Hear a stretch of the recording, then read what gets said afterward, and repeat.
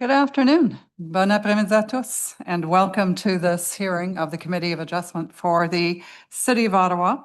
We are a quasi-judicial tribunal that holds public hearings to consider Planning Act applications, including minor variances and consents to sever land, among a few others that are less common.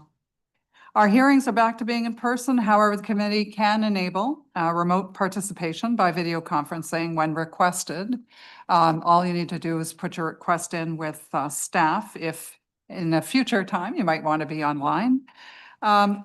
So you are being live streamed on YouTube, and the video and the agenda are going to be archived and available for access to the public on the committee's website after today. My name is Anne Tremblay, and I'll be chairing today's hearing. With me are my fellow panel members. I'm going to start with Member Blatherwick on my right, Member de Cailly, Member Hoskins, and Member Keklikin, which I know I'm pronouncing incorrectly at this point. In terms of procedure, the hearing will unfold as follows. So it's a very short agenda today. Typically, we can change up the order, and we will be a little bit today. And then as soon as we're done with sort of the items that are fairly quick to dispense with, then we'll go in order from that point on.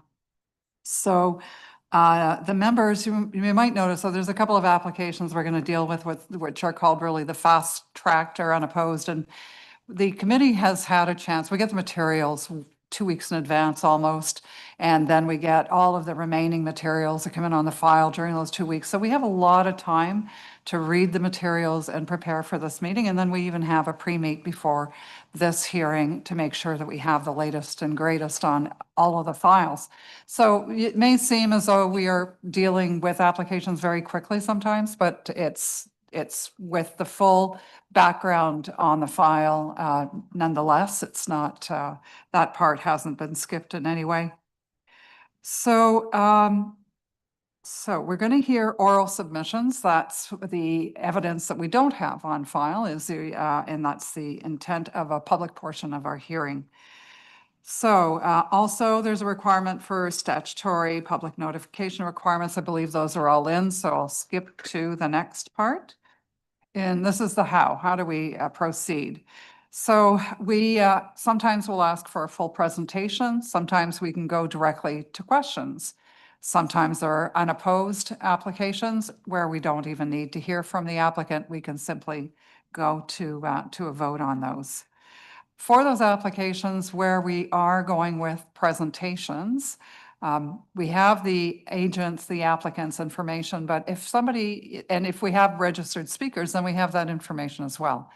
But if there's anybody either online or in the audience who wants to address the panel on a particular application, then there's no issue with that as well. So we will give you an opportunity to weigh in if you would like to.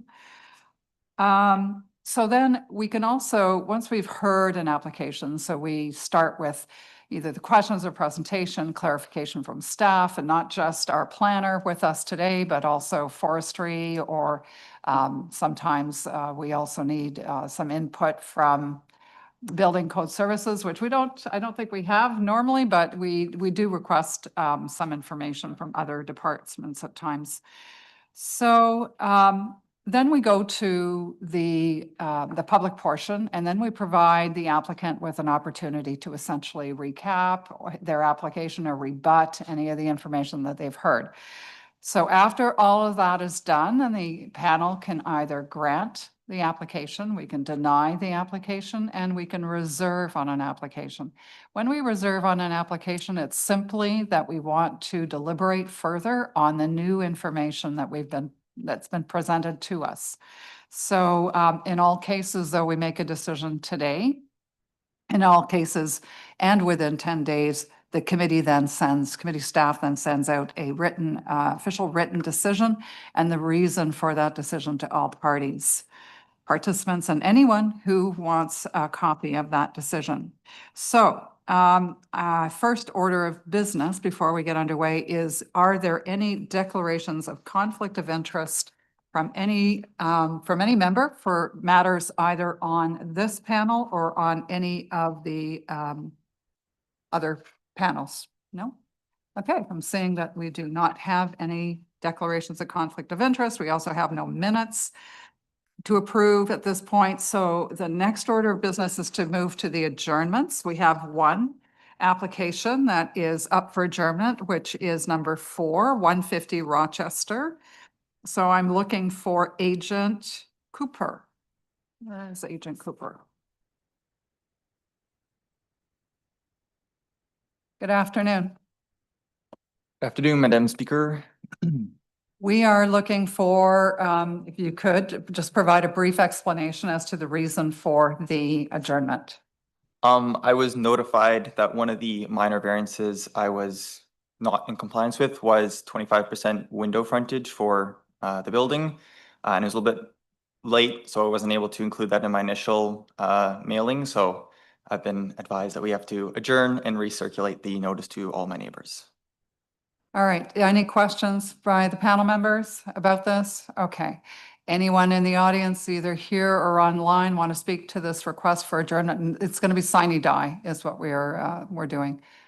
Okay, not seeing anybody. In that case, members of the panel, all those in favor of a sine die adjournment? All right, for the record, the panel is unanimous on granting an adjournment sine die. So good luck to you, and we'll look forward to seeing you sometime in the future. Sounds good. Thank you. All right, thank you. Okay, that takes us to our unopposed list. We have 2 applications today that are very straightforward and have met all of the criteria that we have in order to get on that list. And I don't need to see the agents down here or the applicant. So the first application is number 1, 355 Saint Denis. The second application is number 3 for 498 Golden. I'm going to make one call out. Is there anyone in the audience who would like to speak to either one of those applications? Now's your chance. Nobody online? Okay. So members of the panel on number 1, all those in favor? Okay, so for the record, it is granted unanimously. Number 3, all those in favor? Again, the application is granted unanimously. So thanks for that. So we have those 2 applications done. We're going to go to number 2, 17 Noel, looking for Agent Rathwell.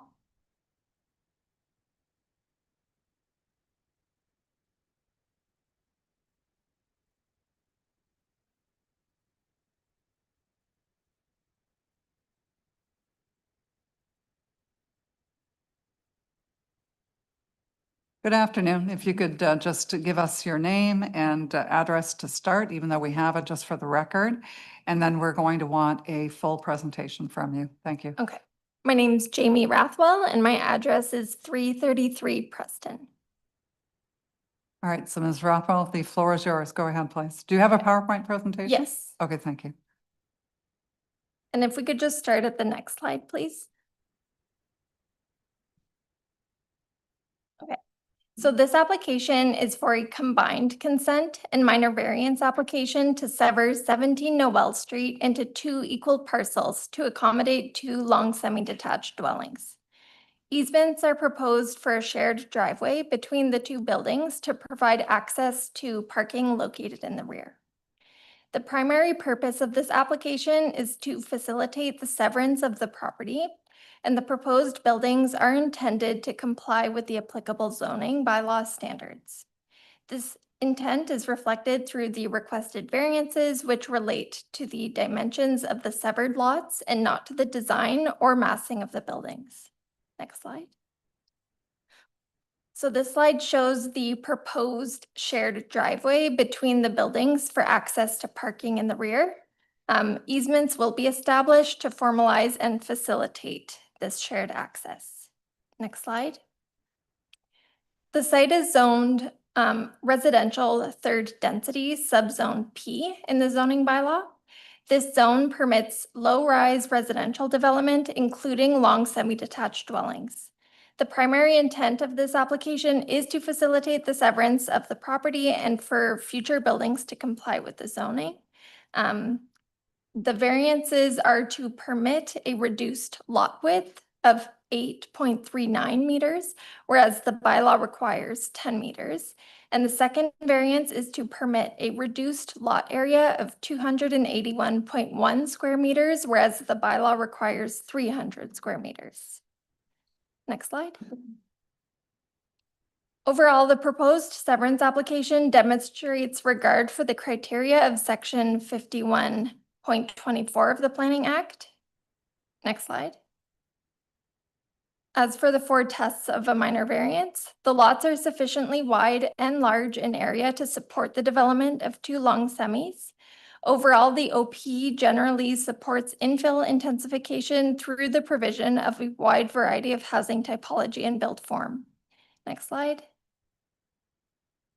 The proposed reduction of lot width of 1.61 meters and a reduction of 18.85 square meters in lot area meet the intent and purpose of the zoning bylaw, considering the building footprints can accommodate the required interior side yard and front yard setbacks, as well as all yard and soft landscaping area provisions.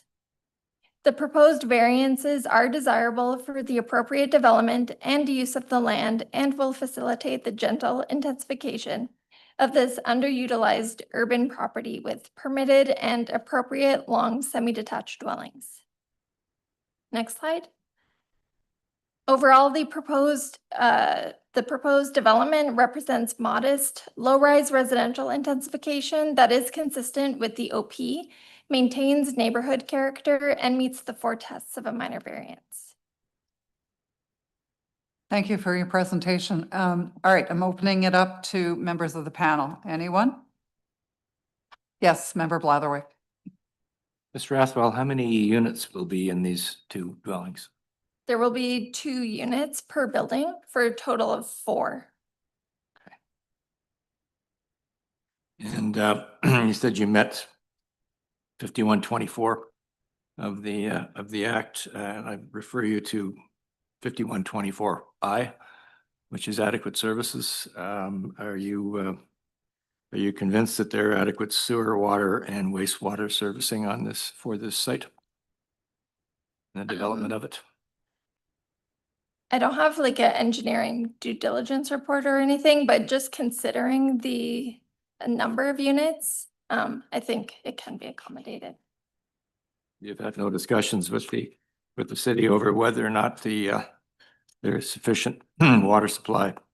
It Sewer didn't capacity. come up through the circulation, but it's possible the client did his due diligence, just not aware. All right. Thank you, Ms. Rathwell. Thank you, Madam Chair.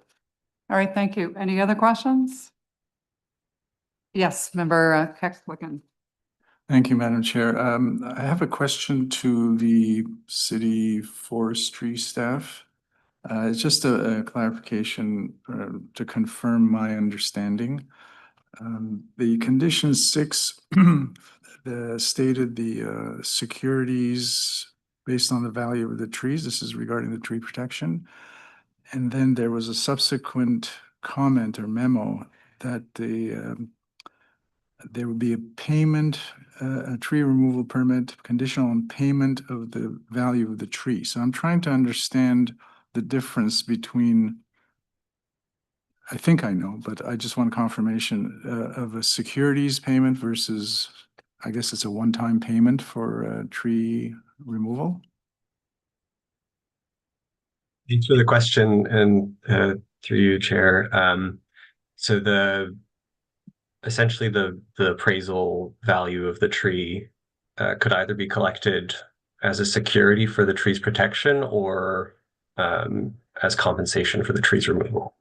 In this case, following some discussion with the applicant, it seems that removal will be required in order to permit this application to proceed. So we would remove the condition for the securities and request the payment of the compensation value through the tree permit application. Okay, thank you. Thank you. All right, thank you. Member Lekegi. Yes, thank you through you, Madam Chair. Also a question for forestry, so if they could stay on the line. Actually, no, my question actually will go to the agent. I noticed in the planning report in forestry's comments, It noted about the neighboring trees immediately adjacent to the neighboring lots. And I looked at the comments that came in. I see comments over lack of parking and snow removal, and then comments from neighbors in the rear, but not the ones that are immediately next to. When I looked at the application, there was a lot of trees along the side. I'm just wondering if you could tell me a bit more about the consultation you took place or your client took have with the neighbors immediately next door on those. So there are no plans to remove boundary trees between the property and the neighboring property. He did consult with his neighbors, and the only thing that came up that I'm aware of is with regards to the city tree at 17 Noel. The neighbors have previously requested the city to come and trim some branches, but concerning their trees, that's not part of our plan to remove them or to impact them. Okay, great. Thank you. Anyone else? All right, I do have a question for you, Mr. Alvarez. Barkham, if you can come back, please. So it is about the securities thing. I'm just trying to wrap my head around what all of this means. My understanding is that when we take securities, it's sometimes for a year to ensure that whatever trees have been replanted, in fact, survive that first year, and if not, that we have those monies to replace them. So in this case, how are we making those insurances happen if we're contemplating removing the requirement for securities?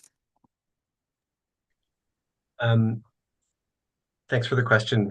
So the compensation payment would go towards tree planting ideally, but in this case, we are requesting a condition for a tree planting plan to provide the assurance that they will be replacing trees on site. The securities themselves are generally held to ensure the protection of the tree, and those are usually held for 2 years post final occupancy permit. All right, so if I understand, based on Member Blatherwick's question, I think on this was, or maybe it was Member Keckligan, that we're now not proposing to retain the trees, and so it's strictly a compensation issue at this point. That's correct. For the city tree, it would be a compensation issue. We only hold securities for city-owned trees, not for private trees. They are still proposing to retain 2 trees, I believe, in the rear yard. All right, thank you for that. That's actually an interesting clarification on where those securities are permitted to be applied and not applied. I hadn't realized it was only for the city-owned trees. Okay, those are my questions. Thank you very much. Anyone else? All right, so we do have a speaker in the audience today who would like to speak to this matter. So I'm going to call down for our public portion, starting with Mr. Jarsinny. John, come on down. You can sit on this side, and we're just going to ask you, if you will, turn on your microphone and just give us your full name and your address for the record. Hi, I'm John Jaresny, and I live across the street from the property at 16A Noel Street. Perfect. You have 5 minutes. Go ahead, please. Well, first of all,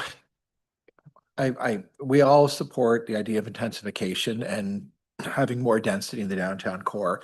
And for this particular property, we're all quite thrilled. It's, to be blunt, it's the ugliest house on the street, and we're quite happy to see it being developed. The concerns we have are around the density and nature of the neighborhood. This most of this street were 55-foot lots using empirical units that were divided into 2 units. This will be the exception, being divided into multiple units. Like beside it, across the street, were again all 55-foot lots divided into single-family homes. This new development does not meet the character of the neighborhood.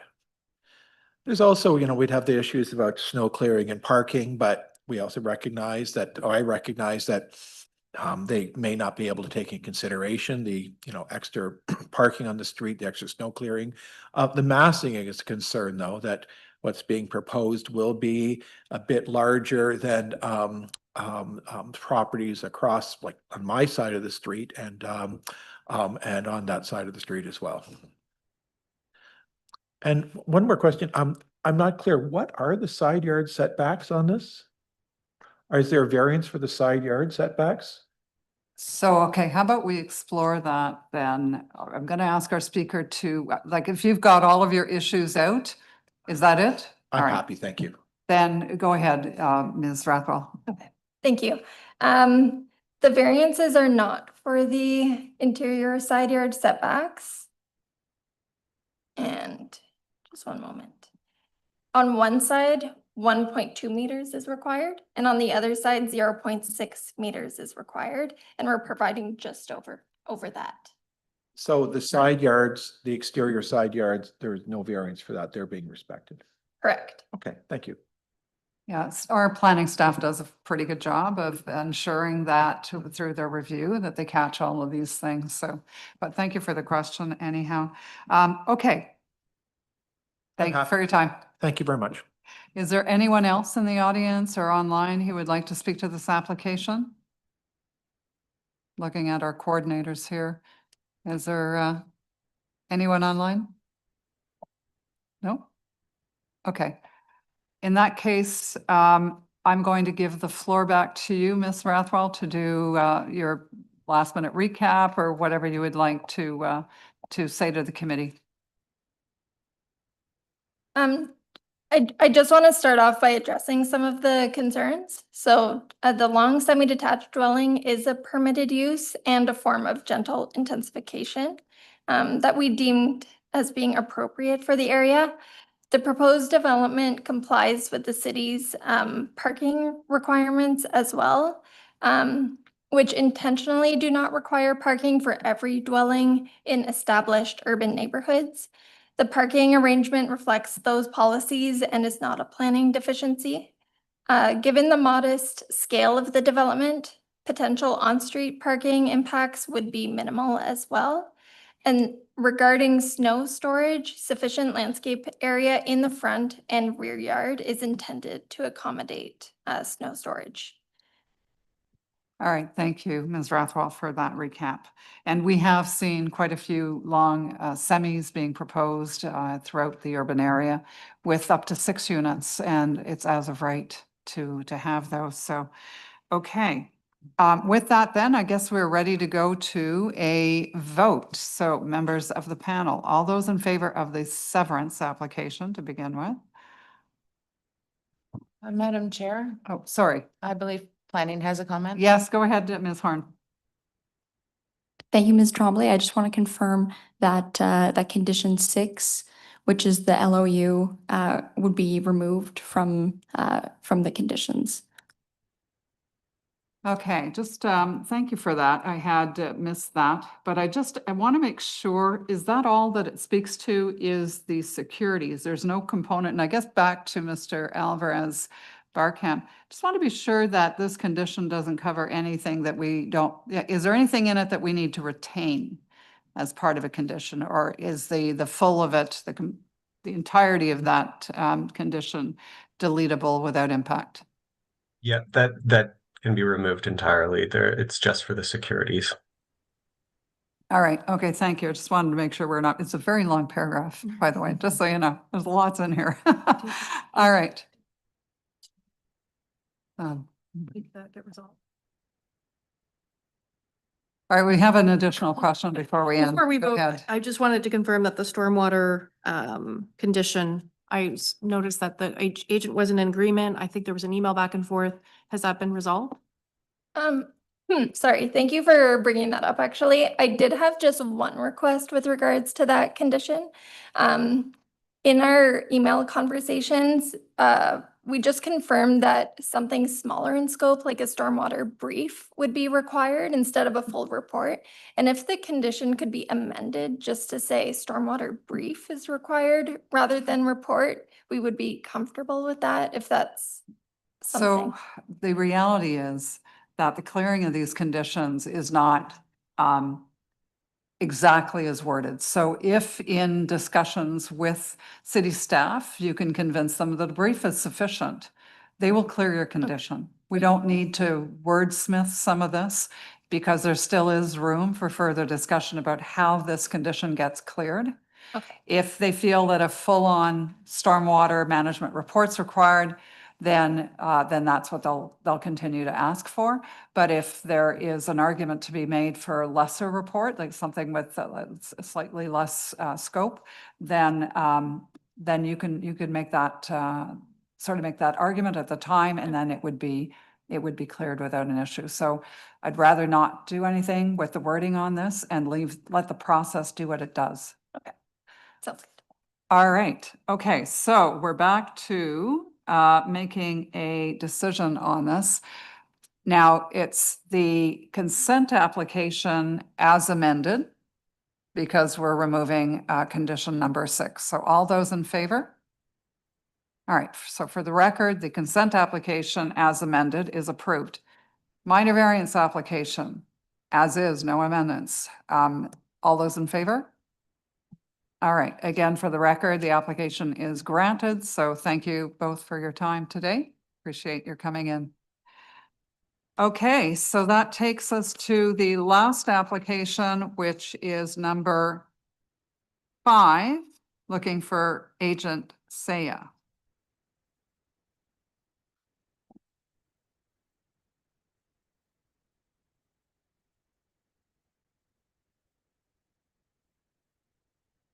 Good afternoon. Good afternoon, Madam Chair. We'll need both of your names and your addresses for the record, please. Thank you. My name is Saeed Saya with Foten, and the address is 420 O'Connor Street in the city of Ottawa. And with you is? My name is Janessa Bates, also at Foten Planning in Ottawa, 420 O'Connor Street. All right, thank you. We're asking for a full presentation. Do you have a PowerPoint presentation for us? Yes, we do. Go ahead, please. Great, thank you. So good afternoon, Chair Tremblay, and members of the committee. Myself and my colleague Said here are acting as the agent for the Islam Care Center in support of the minor variance application before you today. My colleague came before the committee December 10th and requested an adjournment to pursue discussions with the neighboring landowner at 318 Lisgar Street. As a result of these discussions, the west facade of the building has been pulled back so it no longer extends above the right-of-way, which is why we have the red square here indicating some slight revisions to the facade. Next slide, please. So the property is located in Centertown. It is a existing vacant lot. The current zoning is minor institutional zone, subzone A, urban exception 1912. The ICC obtained site plan control agreement in 2014, and the zoning amendment was passed in 2012 for a similar building design. The proposed design has evolved since, which is why we are before you here today. Next slide, please. So the proposed development is a 3-story institutional building to serve as a place of worship and a community health and resource center for the Centertown Muslim community. The ground floor is set back from the front lot line 1.7 meters and is zoning compliant. The ground floor of the building will animate the public realm with art, glazing, a high floor to ceiling height, as well as active entrances. As well, we've consulted with the arborist on the project pertaining to trees outside of the property lines to ensure very minimal impact. Next slide, please. The proposed building generally complies with the I-1A zone, urban exception 1912, including the permitted uses. However, in order to proceed with the proposed development, we request a minor variance to permit a 0-meter front yard setback above the first story, whereas urban exception 1912 requires 1.7 meters. This is in response to the rear yard step back above the first story to permit an appropriate setback from the abutting building on Cooper Street at 389 Cooper Street. Next slide, please. So looking at the 4 tests of Section 45 in the Planning Act, test 1, does the proposed maintain the general intent and purpose of the official plan. It does. The proposed minor variance facilitates low-rise infill intensification and contributes to the vision of a 15-minute neighborhood where hubs provide a full range of services and new cultural assets. The proposed is consistent with the policies related to transect designation, evolving neighborhood overlay, and the central and east downtown core secondary plan. Test number 2 pertaining to the zoning bylaw. The proposed front yard setback is to provide an appropriate relationship between the building and the public realm. The design animates the public realm and ground floor complies with the front yard setback provision. The proposed uses are permitted within the current zoning, and the reduced setback above the ground floor increases the functional space within the building on a rather narrow lot. Test number 3 is the proposal desirable for the appropriate development or use of the land. Yes, the proposed front yard setback reduction above the ground floor represents a minor deviation from the prescribed requirement, and the increased floor plate adds additional space for support services and community space in the proposed development.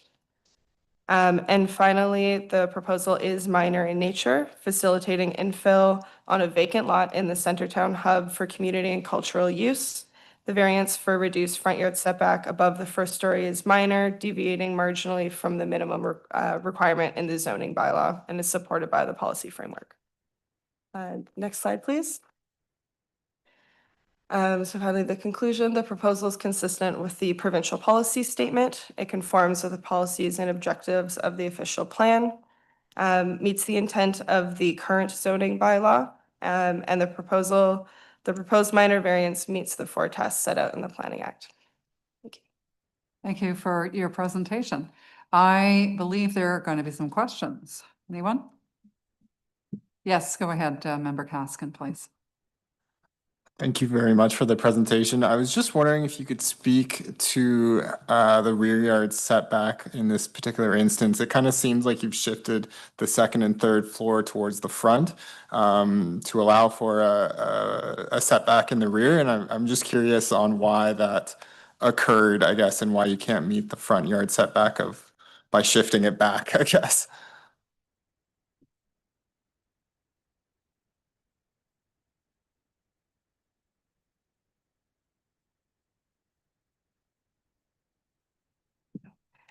Thank you for your question. Through you, Chair Tremblay.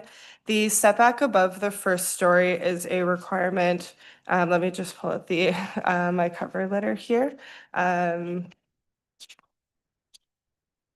Confirming the current zoning.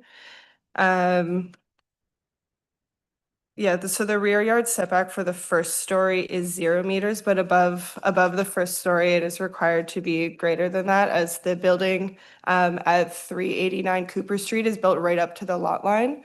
So for zoning as well as building code, it is required to be stepped back. And if I may add, increasing the second and third stories towards the back of the building would have more of an adverse impact on the neighboring apartment building than going to the front, because the neighboring building along Lisgar Street does have windows facing our side of the building. And then with the south exposure, south and east exposure, it would increase shadowing on those windows. Any further questions? No? Okay.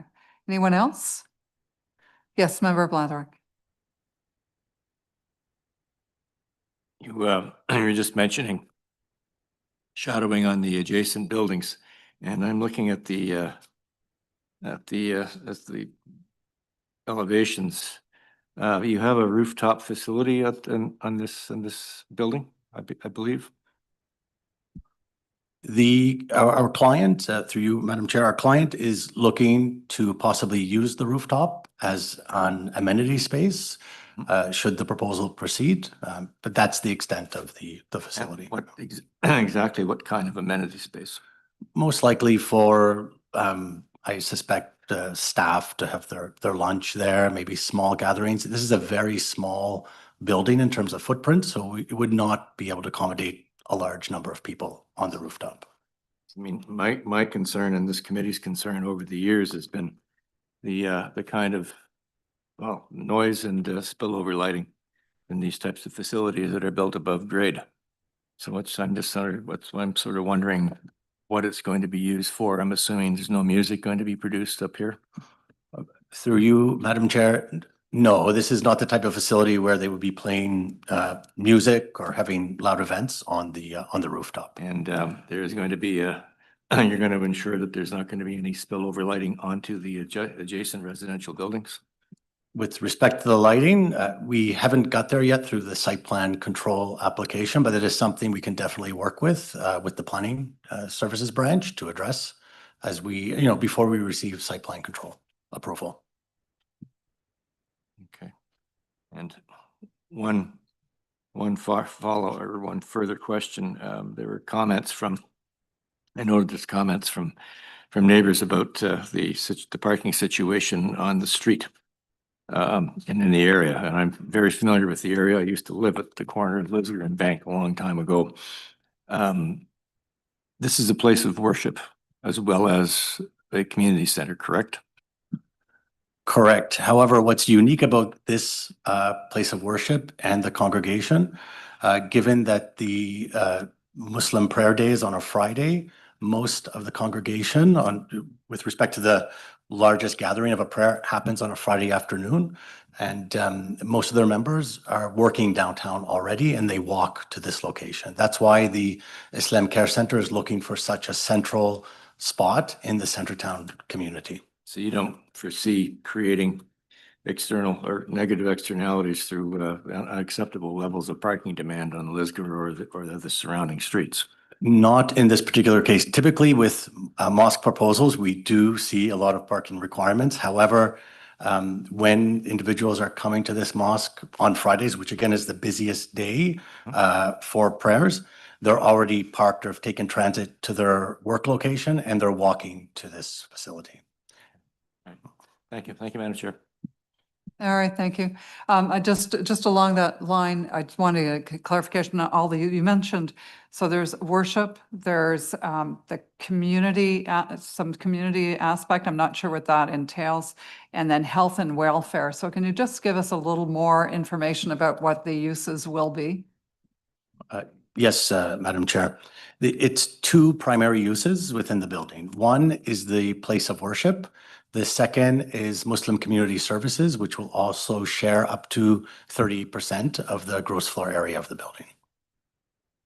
I think any other reference to health and well-being may have been in reference to services that the Muslim community services provides. Okay, thank you. Member Dickey, you go ahead, please.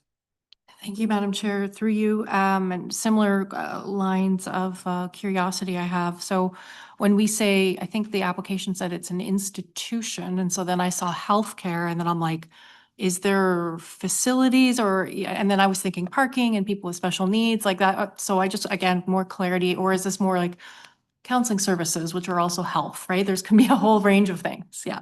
Certainly. So through you, Madam Chair, Community Health and Resource Center is the defined use in the zoning bylaw. So that's what the Muslim Family Services is defined as. But to the wording of the question, yes, it's centered more around counseling services rather than medical services. It is just the defined use. Okay, one last question for me. So so you've revised the plans and we got them yesterday, the revised plans. So my first question is to you, Ms. Horn. Do you feel you've had enough time to review that plan? I did. Thank you, Madam Chair. All right. Second question I have then is, we didn't get any further comments. So the reason for the adjournment the last time was to allow discussion with neighbors. Did that occur? Madam Chair, we had a discussion with the property owners to the west of our property, not with the neighbors who had sent, emails or letters of opposition towards the application. All right. Okay. Thank you. All right. If there's no other questions, I don't have anybody on my list of speakers. Is there anyone in the audience or online who would like to speak to this application? Now's your chance. No one in the wings? Nope. Okay. Then it looks like we can provide you with the rebuttal on this or a recap as you wish. You've got a few minutes. Go ahead. Thank you, Madam Chair. Very quick recap. The variance we're looking for is for the second story of this primary building to extend 1.7 meters into the front yard, fronting onto Lisgar Street. We find that this is a very minor extrusion of the building, and it allows the Islam Care Center and Muslim Family Services to have some additional interior space on what is already a very constrained lot. We have also worked with our arborist to ensure that there will be minimal impact and that the trees on the adjacent property to the east of our site will survive, given, the additional lack of sunlight from us bringing the building forward. Thank you. All right, thank you for that. Members of the committee, I think we can go to a vote on this. So all those in favor? All right, it is unanimous. The committee has granted your application, so thank you for your time today. All right. I believe that takes us to the end of our agenda. Unless somebody has other business, we are adjourned. Thank you.